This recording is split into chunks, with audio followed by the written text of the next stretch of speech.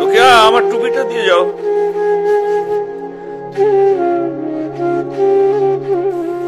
দাও। সাজিদ কোথায়? ডাকো। আরে জামাতের তো আর অল্প সময় বাকি। নাও। কি হলো, দাঁড়িয়ে রইলে যে? কোথায়? ডাকো তোমার ছেলেকে। কি হলো, চুপ করে রইলে কেন? সাজিদ ওঠেনি? কাল রাতে এত করে বোঝালাম, তারপরও নামাজে যাবে না। কোথায় তোমার ছেলে? ডাকো। আমি আর সাফা কয়েকবার ডেকেছি, উঠলো না। বলো আমি ওকে ডাকছি, ওর বাপ। যাও।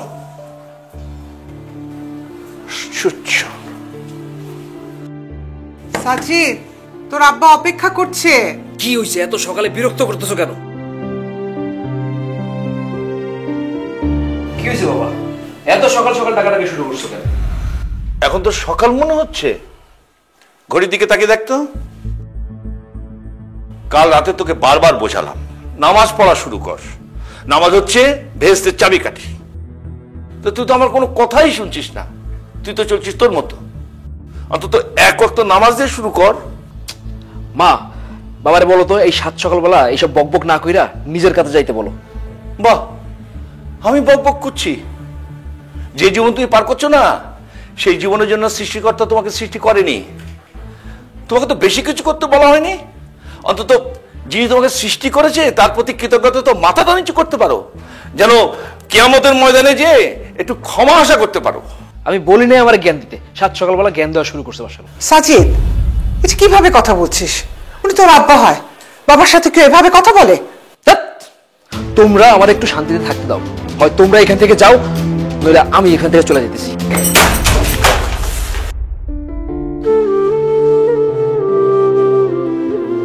আমার ছেলেটা কি কখনো আলোর পথে আসবে না? দিন দিন উচ্ছৃঙ্খল হয়ে যাচ্ছে। হতাশ হও না রোকেয়া, দোয়া করো। ছেলের জন্য বাবা মার দোয়া গুরুত্বপূর্ণ। যাই, নামাজ পড়ে আসি।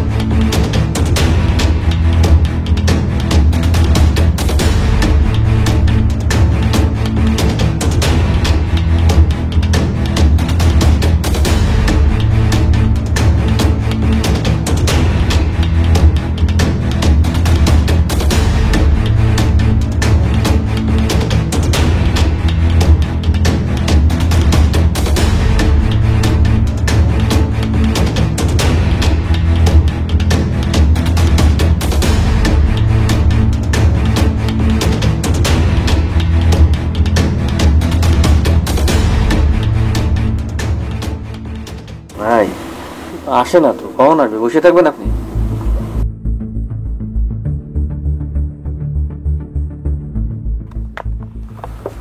বসার কমন করে সার উপায় নেই রে।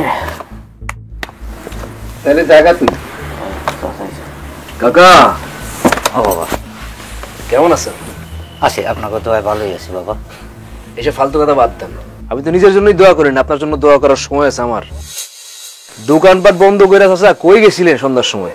ও, একটু নামাজ পড়তে গেছিলাম বাবা। খালি নামাজ কালাম পড়লে হইব? পরকালের কাম করলে হইব, এহকালের কাম করতে হইব না? চান্দা দেন না কি জন্যে?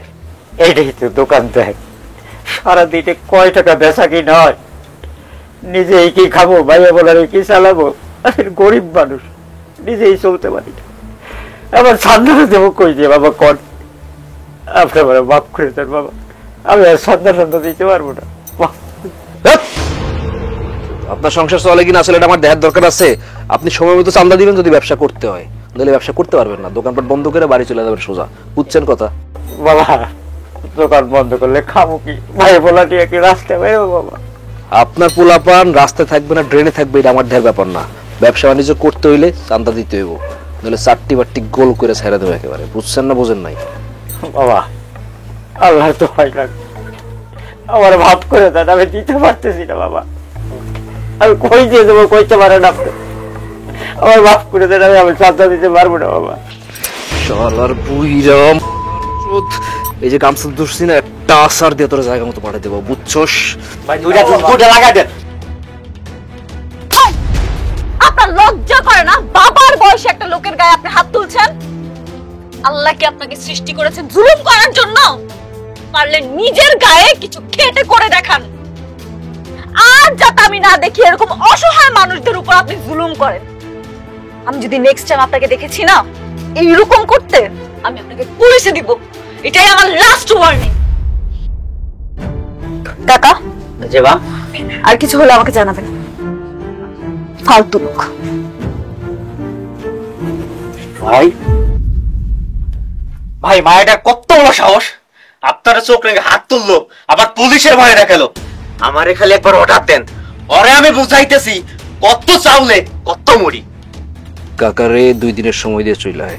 হয়ে যাচ্ছে বাবা, টাইম 2 দিন, 2 দিনের মধ্যে আমাদের চাঁদার টাকা দিবেন। যদি চাঁদা না দিতে পারেন দোকানপাট ভেঙে চলে থানার মধ্যে বেলাই দেবো কইলাম, ঠিক আছে? এখানে থাকতে হলে আমাকে চাঁদা দিতে হবে, মানে থাকতে পারবেন না। কথা ক্লিয়ার? ভালো থাকবেন, পরশুদিন দেখা হবে।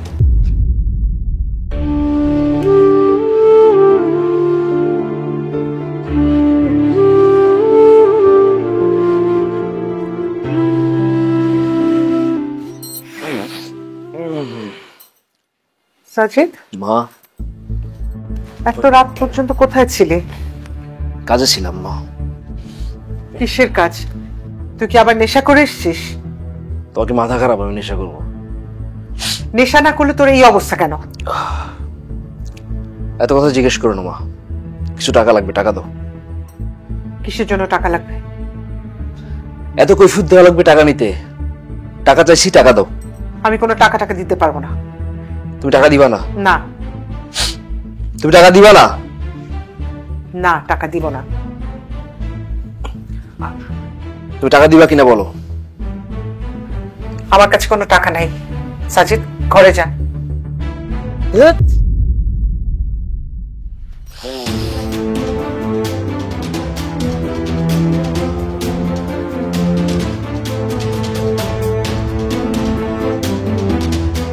একটা কাজ ঠিক মতো করতে পারিস না, জীবনে খাবি কি করে? চান্দাবাজিও তো ঠিক মতো করতে পারিস না। ভাই আমরা চাঁদা তো ভালোই তুলতেছিলাম, কই থেকে অফিসার এসে আমাদের তাড়াই দিছে। কি কিসের অফিসার? নাম কি ওর? নাম ঠিকানা কোন থানা আমার এখন বল, আমি ওর সানডে মানডে ক্লোজ করে দেবো এখন। ভাই নাম তো জানি না। ভাই চাঁদাবাজের এত টাকা দিয়ে কি করবেন আপনি? আপনি এত ভালো ঘরের একটা ছেলে, আপনি জানেন আপনার পিছনে কত মানুষ কত খারাপ কথা বলে। জ্ঞান দাও, আজকের পর থেকে ফারদার আমার সামনে জ্ঞান মারাবি না। আসল কাজের খোঁজ নাই, ঠন ঠন ঠন ঠন। ভাই ভাই ভাই ভাবি ভাবি এই যে হরিণ চোখের মেয়ে, আমি তোমারে বলতেছি, মনে হইতেছে তুমি আমার একটু এড়ায় চলতেছি ইদানিং।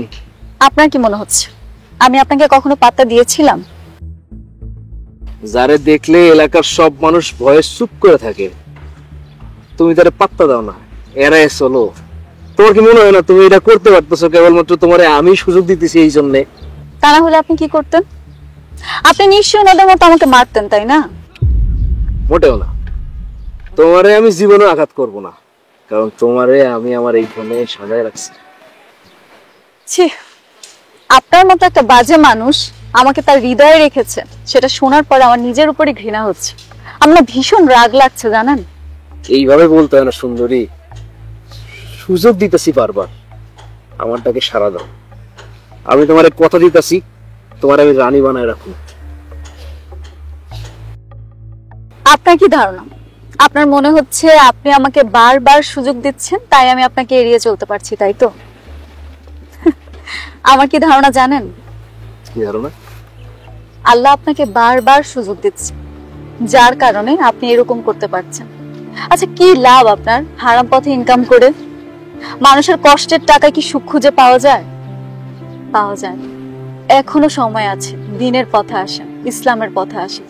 হালাল পথে 2টা টাকা ইনকাম করেন, দেখবেন খুব সুখ খুঁজে পাবেন, তৃপ্তি পাবেন। তখন আল্লাহ খুশি হয়ে আপনাকে রাজত্ব দিবে, রাজরানী দিবে, সবকিছু উপহার দিবে।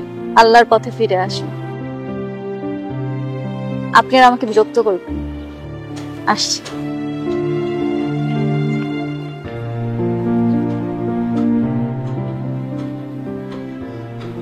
ভাই, এই মায়ের তো দেখি ভীষণ ঝাঁস। আমারে খালি একবার বলেন, তুড়ি মেরে ঝাঁস কমাই দেই।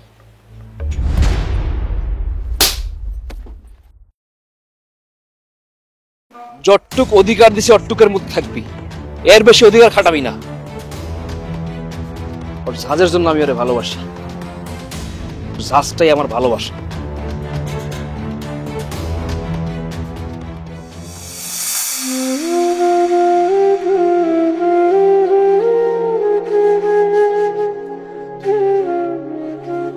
আসসালামু আলাইকুম ভাইজান। ওয়ালাইকুম আসসালাম ওয়া রাহমাতুল্লাহ। ইমাম সাহেব, আপনি? কেমন আছেন ভাইজান? আলহামদুলিল্লাহ, আল্লাহর রহমতে ভালোই আছি। মাশাআল্লাহ, আপনি কেমন আছেন? আলহামদুলিল্লাহ। যাক, ভাইজান, আপনি যদি অনুমতি দেন আমি একটা কথা বলতে চাইছিলাম। আপনি নিঃসন্দেহে বলেন ইমাম সাহেব। আপনি একজন অত্যন্ত ভালো মানুষ, পরহেজগার। ভাবি সাহেবাও অত্যন্ত পর্দাশীল। সাফা মামনিও ইসলামের ছায়াতলেই থাকে। জি। এত সুন্দর একটা পরিবারে ছেলেটা কি করে বিগড়ে গেল ভাইজান? সে কি, ও আবার কিছু করেছে নাকি? না, আমার ওই ছোট ছেলেটা যখন মাদ্রাসা থেকে ফিরতেছিল তখন সাজিদ বাবাজি ওকে কান ধরে দাঁড় করিয়ে রাখলো। আমি ভাবলাম ওরই বোধহয় কোনো ভুল, আমি ওকে খুব বকাটকা দিলাম। কিন্তু পরে জানলাম আসলে ওর ভুল ছিল না। আরে ইমাম সাহেব, আপনি চিন্তা করবেন না, আমি ওর সঙ্গে কথা বলে দেখছি। সে না হয় বলবেন, কিন্তু আমার মেয়েটাও যখন কলেজে যাতায়াত করে তখন সাজিদ বাবাজি ওর পথ আগলে দাঁড়ায়, উল্টাপাল্টা কি সব কথাবার্তা বলে। আমার মেয়েটা খুব অস্বস্তির মধ্যে পড়ে যায়। আর ওর মানুষও কি যাতা বলো। ইমাম সাহেব, আমি আপনার কাছে ক্ষমা চাচ্ছি। আপনি আমাদের এলাকাটাকে জান্নাতের ফুলের সুবাসে সুবাসিত রেখেছেন। আমাদের উচিত আপনার সম্মান রক্ষা করা, কিন্তু আমার ছেলের কারণে আপনার জান্নাতের ফুলটাই বিব্রতকর অবস্থায় রয়েছে। আমাকে ক্ষমা করুন। এভাবে বলবেন না ভাইয়া, আপনি অত্যন্ত ভালো একজন মানুষ। আমি শুধু আপনাকে বলেছি ছেলেটাকে একটু বোঝানোর জন্য।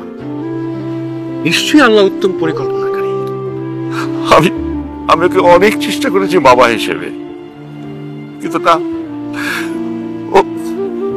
ও চারিপাশটা অন্ধকার ইমাম সাহেব। ওর চারিদিকটা, ও আলোয় ফিরবে না। এখন যদি আল্লাহ রহমত দান করে তাহলে যদি ফিরে, ও যেন দোয়া করবেন ইমাম সাহেব। ঠিক আছে, সে আমার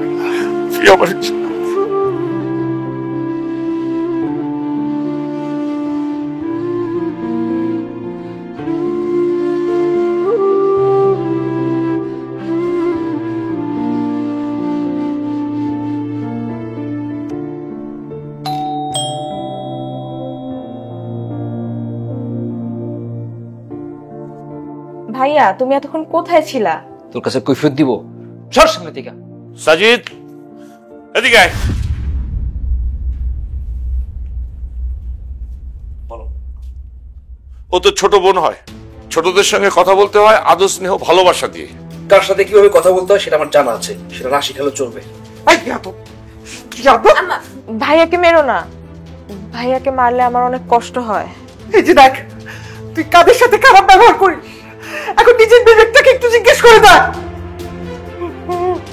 তোমার খারাপ ব্যবহার, উচ্ছৃঙ্খলতা যদি আমরা পর্যন্ত সীমাবদ্ধ থাকতো তাহলে মনে এত কষ্ট থাকতো না। আমার ছেলের জন্য অন্য এক বাবা তার মেয়েকে নিয়ে চিন্তিত থাকবে, এটা ভেবেই কিন্তু আমি বিচলিত।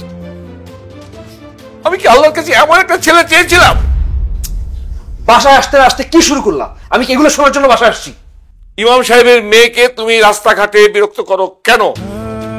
তোমার জন্য আমি পথে ঘাটে অপমানিত হব কেন? তোমার কোন অপূর্ণতা নামে রেখেছি আমাকে বলো। আমার তাহলে ভালো লাগছে তাই বলছি, এখানে তো আমি কোনো অন্যায় দেখতেছি না। ও তোমাকে ভালোবাসে? জানি না। যে তোমাকে ভালোবাসে কিনা জানো না, তাকে কেন তুমি পথে ঘাটে বিরক্ত করবে? আমি এতদিন শুনতে চাই ওই মেয়েকে আমার পছন্দ, ব্যাস। সাজিদ, ছোটবেলা থেকে তোকে আদর স্নেহ মমতা কোনটা কম দিয়েছি বলতো বাবা, যে জন্য তুই এত অসভ্য অবাধ্য হয়েছিস? একটু বল। ভাইয়া, তুমি সব খারাপ কাজ বাদ দিয়ে দাও। আমি আল্লাহর কাছে তোমার জন্য অনেক দোয়া করব। আল্লাহ তো ক্ষমাশীল, তোমাকে নিশ্চয়ই ক্ষমা করবে।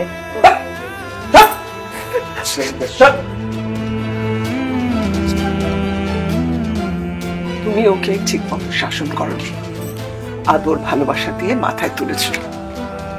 কথা দিয়ে যখন শাসন হয় না না, তখন গায়ে হাত তুলে শাসন করতে। এটা শাসনের বয়স নয় রুকিয়া। তাছাড়া যে আমার চোখ রাঙানোকেই ভয় পায় না, তাকে মেরে কি হবে বল?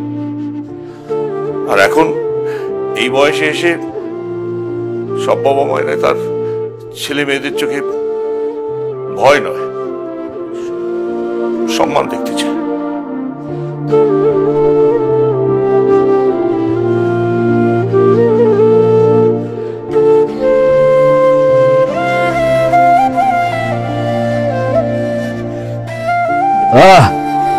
দাঁড়াও।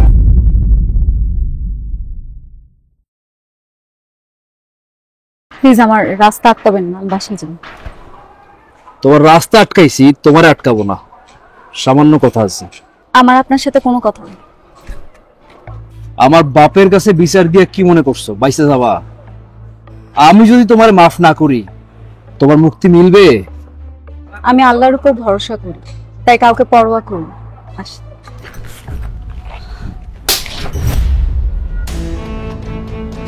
এই, আপনার লজ্জা নাই?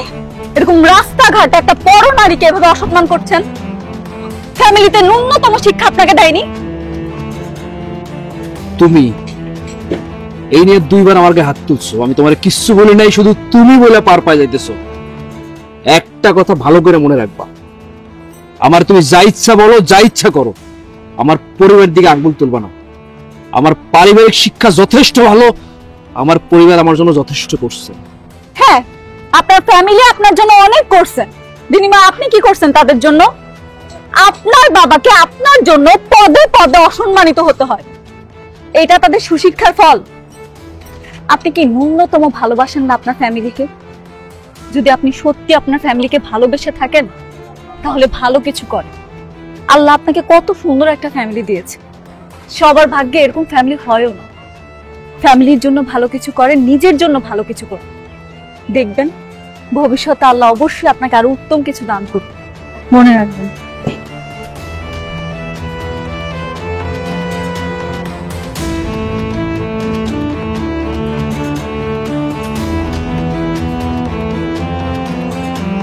আমি অনেক বড় ভুল করে ফেলেছি, আপনি পারলে আমাকে মাফ করে দিবেন। আমি মাফ করলে কি আর না করলে কি বলো? আপনি মাফ না করলে যে আল্লাহ আমাকে মাফ করবে না, আমি আসলে কি বলবো। কিন্তু আমি এটুকুই বলতে চাই, যেটা হয়েছে ঠিক হয়নি। আপনি যদি পারেন আমাকে ক্ষমা করে দিবেন।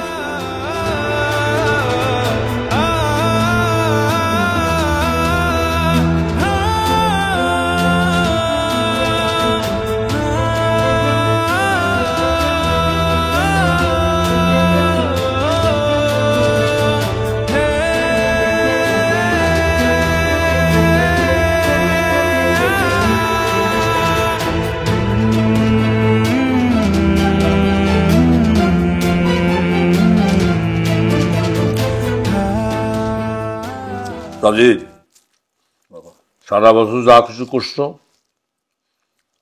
কাল থেকে রোজা শুরু, অন্তত এই একটা মাস আল্লাহ রাস্তায় চলার চেষ্টা করো। আমার একটা রয়্যাল এনফিল্ড বাইক লাগবে। বললেই হলো নাকি? এর বাইকের তো অনেক দাম। আমি এত কিছু জানতে চাই না, আমার বাইক লাগবে মানে লাগবে। ঠিক আছে, পাবে। আরে এটা তুমি কি বলছো? তবে আমার একটা শর্ত আছে। কি শর্ত? আগামী 30 দিন তুমি রোজা রাখবে এবং প্রতিদিন 5 ওয়াক্ত নামাজ পড়বে। 1 ওয়াক্ত নামাজও কাজা করা যাবে না। আমি তোমাকে জন্ম দিয়েছি, ছোট থেকে বড় করেছি। বাবা হিসেবে যেমন তোমার প্রতি আমার কর্তব্য আছে, তেমনি সন্তান হিসেবে তোমারও কর্তব্য আছে বাবার আবদার পূরণ করা। আর সেটা যদি তুমি করো তাহলে ঈদের দিন সকালে নামাজের আগে তোমার বাইকের টাকা তুমি পেয়ে যাবে। একটা বাইকই তো চাইছি, দিতে পারবা না বা দিবা না বললেই তো পারো, এত নাটক করার কি দরকার? আমরা একটা মধ্যবিত্ত ফ্যামিলি, সেখানে এত দামি একটা বাইক চাও যেখানে তোমার বাবার ইনকাম হালাল, এটা কোনো সামান্য টাকা না, অনেক টাকা। এইসব হালাল ন্যায় নীতি করতে করতে আমার জীবনের সমস্ত বিলাসিতা বিসর্জন দিয়েছেন উনি। আমি কেন বন্ধু বান্ধবের বাইক নিয়ে চলবো? কেন? আমার লজ্জা নাই? তোমার কোনো ইচ্ছা আমি অপূর্ণ রাখিনি, আমার সাধ্যমতো তোমার ইচ্ছা আমি পূরণ করেছি। খবরদার আমার ইনকাম নিয়ে অভিযোগ করবে না।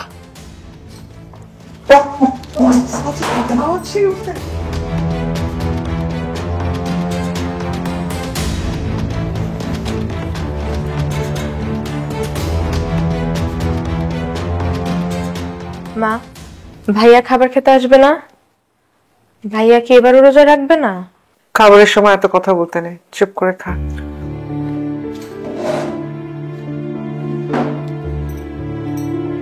খাবার দাও।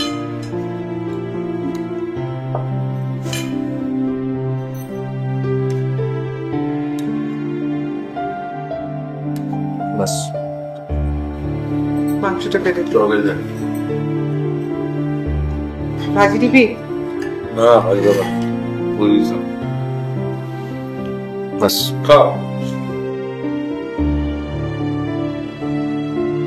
তুমি আমার কথা রাখার জন্য যে উঠে এসেছো সেজন্য আমি খুশি হয়েছি। আমি কারো কথা রাখার জন্য উঠে আসিনি, আমি আমার স্বার্থের জন্য উঠে এসেছি। আর আমি কখনো হারি না, যা বলি তাই করি। স্বার্থে যখন এলেই তখন স্বার্থটাকে পুরোপুরি কাজে লাগাতে পারো। সেহরি খাও, এটা একটা ফজিলতের কাজ। আমি তো খাচ্ছি, যতটুকু কমিটমেন্ট ছিল ততটুকু করছি।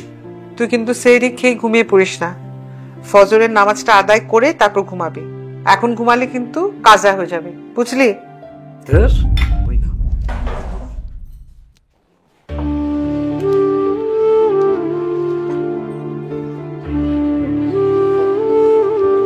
খাবার তোর ঘরে দিয়ে তো না খেয়ে রোজা রাখলে তুই কর।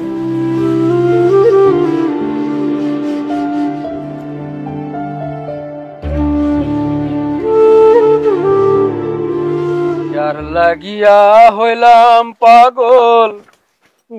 আমি জানি তুই ভালো গান গাইতে পারিস ভাই, এখন চুপ কর ভাই, চুপ কর ভাই, চুপ কর, চুপ। এই কি রে ভাই কি অবস্থা? আছি ভালো ভাই, আপনি কেমন আছেন? ভাবির খবর কি ভাই? আমি ভালো আছি, ভাবির খবর তো তোদের রাখতে বলছিলাম। কি অবস্থা? আর অবস্থা ভাই, ভাবছি আর কোনোদিন ওই মেয়েটার সামনেই যাব না। আপনার হাতের থাপ্পড় খায় 3 দিন ধরে আমার গালের ব্যথা, দেন না, কথা কইতে পারি না। ভাই আপনারা হাসলে তো ভাই কত ভালো লাগে ভাই, আপনি হাসেন না কেন? সবসময় মুখ গোমরা করে রাখেন। চুপ কর, নাহলে কিন্তু দিমু গালায় তোর আমি একবারে। থাপ্পড় খাওয়ার আগে গালে হাত দিছস, পাট পার কোন জায়গা? ভাই আজকে মাইরেন না ভাই, রোজা রাখছি ভাই। তুই আবার কবে থেকে রোজা রাখলি? বাসায় ছোট বোন রোজা রাখে, ভাতিজা রাখে, লজ্জায় মুখ দেখাতে পারি না, খাইতে পারি না, তাই রোজা রাখছি ভাই। ভালো কাজ। ভাই একটা ক্যাসাল হয়ে গেছে তো। কি ক্যাসাল? ওই যে হালদারপাড়া তাইবা নামের যে মেয়েটার আপনি বিরক্ত করতেন, সেই মেয়ে তো মামলা করছে। এই মেয়ের তো আমি এখন আর বিরক্ত করি না, এর তো আমি কবেই ছেড়ে দিছি। তোর ভাবিরে দেখার পর থেকে আমি তো আমার মনের সমস্ত দরজা জানলা বন্ধ করে দিছি। তা জানি না ভাই, কিন্তু আমি যেটা বললাম এটা কিন্তু পাক্কা খবর। চল তো বুঝে আসি ঘটনাটা কি। ভাই ঘটনাটা পরে দেখি, নামাজের ওয়াক্ত শেষ হয়ে যাচ্ছে, নামাজটা পড়ে তারপরে চলেন যায়। বাহ বাহ, তোর কি হইছে? রোজা রাখতাছস, নামাজ পড়তে চাইতেছস? লোক লজ্জার ভাই রোজা রাখছি এইটা ঠিক, নামাজ সেটা রোজার কোনো দাম নাই। রোজা এক ফরজ, নামাজের 17 ফরজ ভাই। এত কিছু কই শিখলি? নামাজ রোজার কথা আগে তো বলস নাই। ছোট বোনের মুখে শুনি, ভালোই লাগে। ইবাদত হচ্ছে গোপনীয়তার জিনিস, ইবাদত করতে হবে গোপনে। আর 3টা জিনিসের কথা কখনো কাউরে বলতে নেই। এক হচ্ছে ইবাদত, ইবাদত করতে হবে গোপনে, একান্ত আল্লাহর জন্য, নিয়ত সহিও রেখে। গোপনে তা আল্লাহ খুব পছন্দ করেন। বাকি দুইটা কি? 2 নাম্বার হলো দান, দান করতে হবে এমন ভাবে ডান হাতে দান করলে বামার জন্য টেন না পাই। আর আমরা কি করি? দান করি লোক দেখানোর জন্য, সেলিব্রিটি হওয়ার জন্য। 3 নাম্বার হচ্ছে আমাদের গুনাহ। আমরা যা করি আল্লাহ সবই দেখেন। তিনি চাইলে পারতেন সবকিছু প্রকাশিত করতে, কিন্তু তিনি সেটা করেন নাই, সাক্ষীও রাখেন নাই। আল্লাহর কাছে যদি আমরা মোনাজাতে ক্ষমা চাই, তিনি ক্ষমা করে দিবেন, কারণ আল্লাহ ক্ষমাশীল। আর আমার গুনাহের কথা যদি আমি অন্য কাউকে বলে দিই, তাহলে সে তো সাক্ষী হয়ে গেল। তাহলে তিনি ক্ষমা করতে পারলেন কোথায়? আচ্ছা যা, নামাজ পড়ে যা। আপনি চলেন ভাই, একসাথে যাই। না রে, ভালো লাগতেছে না, তোরা যা। চলেন না ভাই, আজ বাদে কাল যদি মইরা যায়, নামাজটা পড়লে মনের মধ্যে শান্তি লাগবে। আর তাছাড়া চাচানা কইছে আপনি নামাজ পড়লে আপনার বাইক কিনা দিব। চলেন ভাই। চলেন ভাই, ও এত করে বলতেছে, একসঙ্গে যাই। চলেন। চল, এত করে কইতেছিস।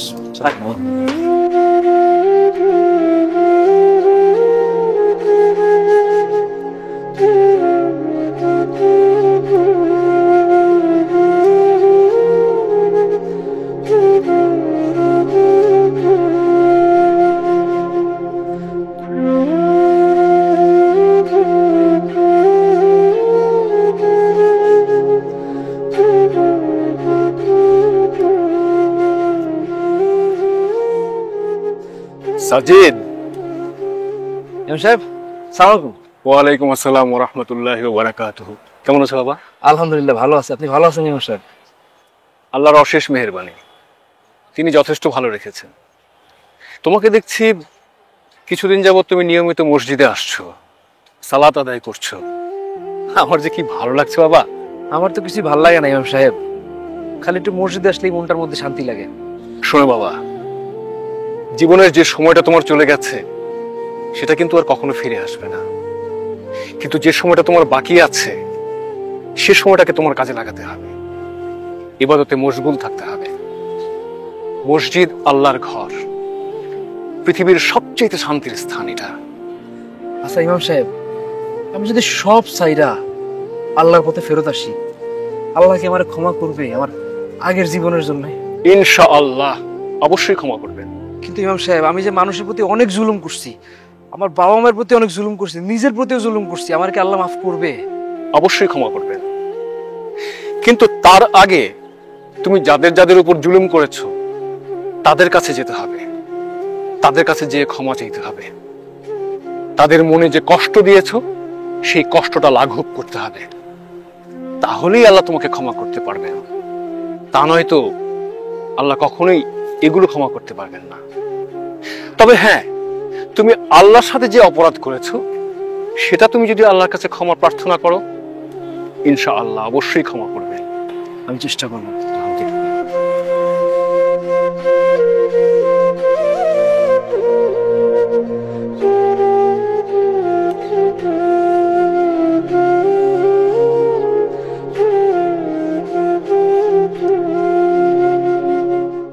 আসসালামু আলাইকুম। ওয়ালাইকুম আসসালাম। দুঃখিত, আমি আপনারা খেয়াল করি নাই। শুনুন, আপনি কি আমাকে চিনতে পেরেছেন? হ্যাঁ পারছি। না মানে, আগে তো দেখা হলে আমার রাস্তা আটকাতেন, কথা বলার চেষ্টা করতেন, মাঝে মধ্যে একটু বিরক্তও করতেন। এখন তো আর এরকম দেখি না, তাই বললাম আর কি। আসলে আগের ওইসব কাজ আমার এখন আর ভালো লাগে না, এই জন্যে। মাশাআল্লাহ, শুনে ভালো লাগলো। বাবা বলছিল আপনি নাকি এখন মসজিদে গিয়ে নামাজ পড়ার চেষ্টা করেন, রেগুলার নামাজ পড়ছেন। শুনে খুব ভালো লাগলো। দেখবেন সব ঠিক হয়ে যাবে। চেষ্টা করলে ফল পাওয়া যায়।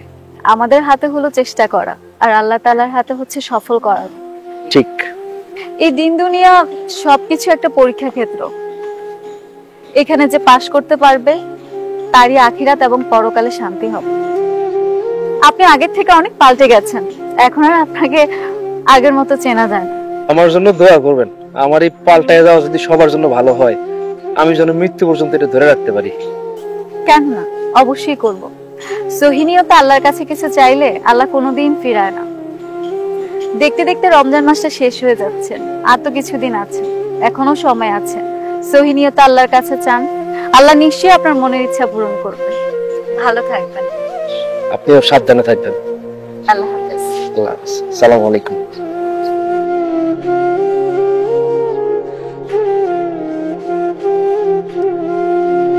আম্মা ঈদ মোবারক। ঈদ মোবারক। আম্মা আমার সালামি দেন। আমার কাছে কেন, বাবার কাছে চাইবি? আমি আয় করি নাকি? আমার কাছে কিসের সালামি? বাবারটা তো বাবা দিবে, তোমারটা তুমি দাও।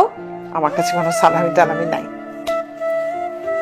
এইবার কিন্তু আমাকে সালামি না দিলে আমি কিন্তু অনশন করব।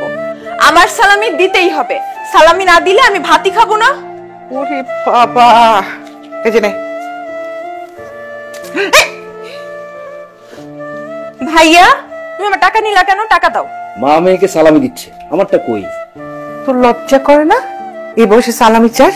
দুদিন পরে তুই চাকরি করে ওকে সালামি দিবি, এখন তুই সালামি চাচ্ছিস? মায়ের কাছ থেকে সালামি নিব, কিসের লজ্জা? আর তুই তুই মাত্র 500 টাকা সালামিতে মেনে গেলি, কোথায় 5000 টাকা নিবি? সেটা আমার ব্যাপার, তুমি আমার টাকা দাও। আগে আমি আমারটা পাই, তারপর তুই তোরটা পাবি। আরে কি শুরু করলি? ওর টাকাটা দে। দিব দিব। কি হচ্ছে এখানে? কিরে কথা বলছিস না কেন? সাফা এদিকে আয় তোমার। এই নাও তোমার ঈদ সালামি 5000 টাকা। ঈদ মোবারক আব্বু।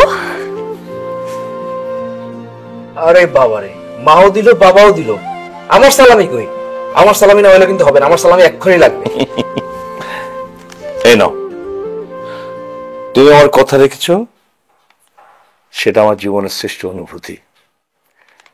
এই নাও, আজকে বাইক কিনে নিয়ে আসবে। কিন্তু বাবা আমি তো নামাজ রোজা কিচ্ছু ঠিক মতো করিনি। তুমি যেটা করেছো, যেটুকু করেছো, তাতে আমি তুষ্ট নেই। তাই এটা আমার ওয়াদা পূরণ, এটাই তোমার ঈদ সালাম।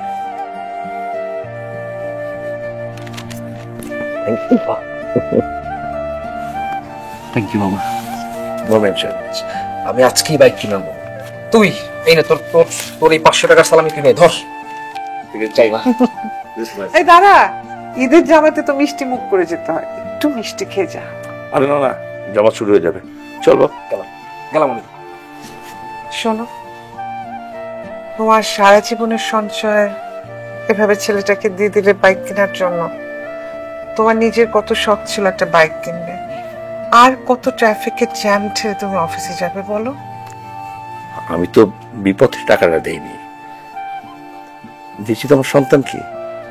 তারপরও সাজিদ তো অনেক পাল্টে গেছে, ওকে বোঝালে কেউ বুঝতো না। হয়তো বুঝতো, কিন্তু তাতে আমার কথার বরখেলাপ হতো। আমি চাইনি আমার সন্তানের জীবন শুরুর আগে ওয়াদা ভঙ্গ করার মতো একটা শিক্ষা সে তার বাবার কাছ থেকে পাক। আর আমার মনে হচ্ছে যে এই এই কটা দিন ওর কাছে একটা অন্যরকম ছিল। পরবর্তী পদক্ষেপ যেন ভালো হয় ইনশাল্লাহ। দোয়া করি। যাই।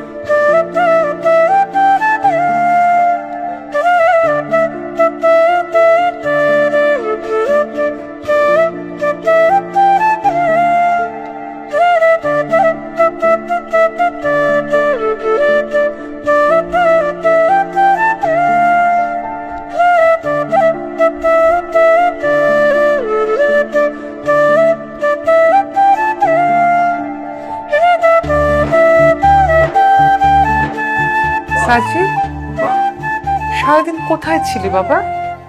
আমি বুঝলাম না, নামাজ পড়তে গেলি তারপর তোর কোনো খবর নাই, আবার ফোনটাও বাসায় রেখে গেছি। টেনশন হয় না? মা আজকে ঈদের দিনও বকাঝকা করবা? বকা তো দিতেই হবে, দরকার হলে মারও দিব। আচ্ছা দিও। সাফা কই? মনে হয় ঘরে আছে। বাবা হয়েছে? এসেছে? কিরে, কোথায় ছিলিস তুই? নতুন বাইক এনেছিস? বাইক আনছি বাবা।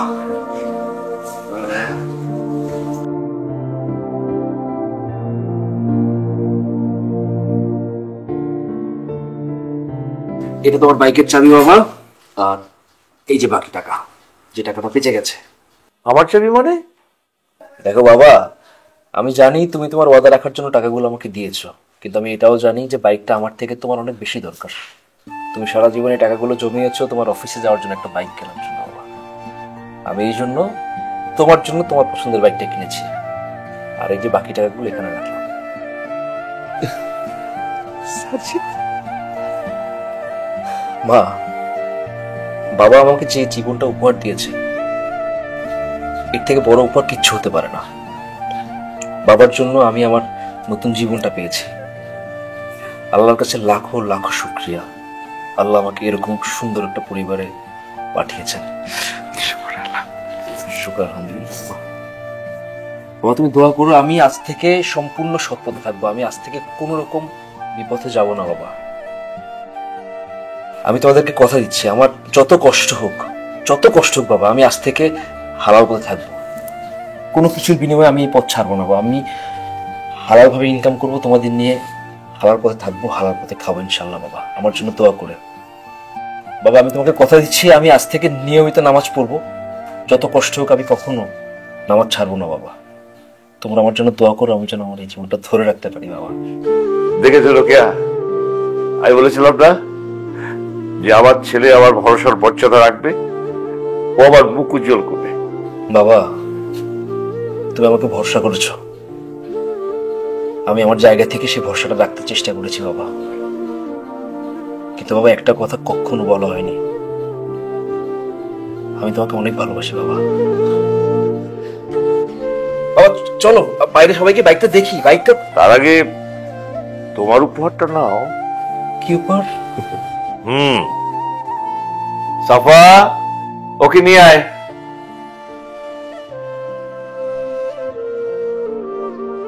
আসসালামু আলাইকুম। ওয়ালাইকুম। বসো মা, বসো। তুমি হাফসাকে পছন্দ করতে, আমি হাফসার সঙ্গে কথা বলেছিলাম। ও আমাকে বলেছিল যে তুমি যদি সৎ পথে ফিরে আসো তাহলে সে ভেবে দেখবে।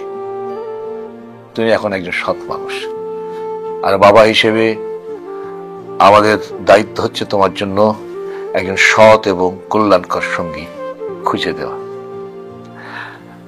তাই আমরা দুই পরিবার মিলে ঠিক করেছি তোমাদের দুজনের বিয়ে দেব। তোমরা একে অপরের জন্য কল্যাণকর। হাফসা আমার আরেকটা মেয়ে, শুক্রবারে তোদের বিয়ে, আর সেই দিন হাফসা আমার মেয়ে হয়ে ঘরে আসবে। এই চল না আমরা। হ্যাঁ আমরা, হ্যাঁ না না না, কি কথা তুই তোরা কথা বল। আমি কিন্তু সবার আগে দেখবো, ঠিক আছে? আমি যাচ্ছি। বসো মা।